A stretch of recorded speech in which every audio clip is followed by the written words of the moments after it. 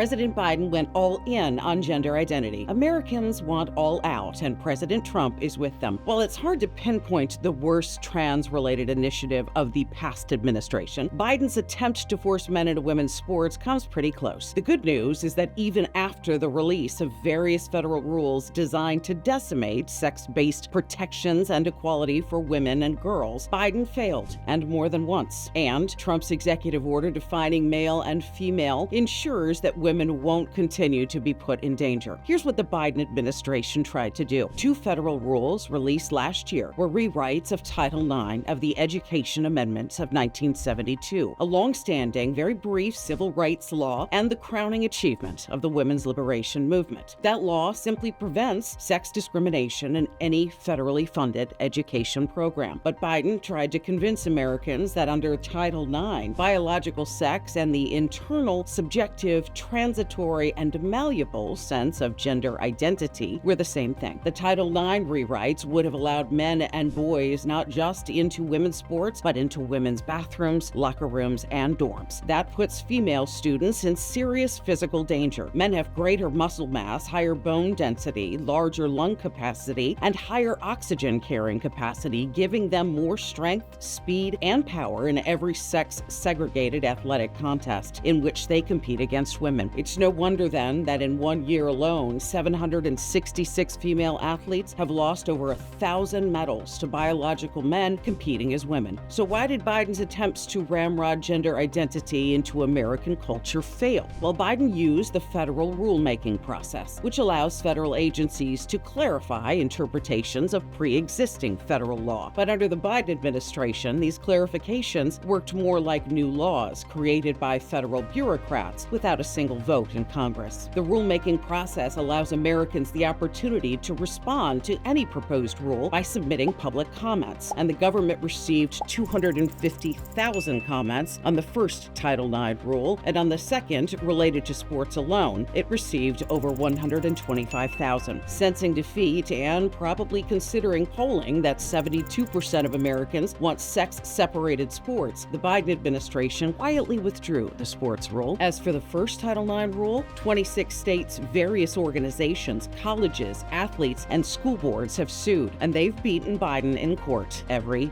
time. That's embarrassing. But until the Supreme Court has the final say, female scholastic athletes can breathe a sigh of relief. And in the meantime, Trump's executive order defining male and female, recognizing that men and women are biologically distinct, and ordering federal agencies to enforce laws that protect sex-based opportunities and accommodations, will ensure that no one will try this nonsense again anytime soon.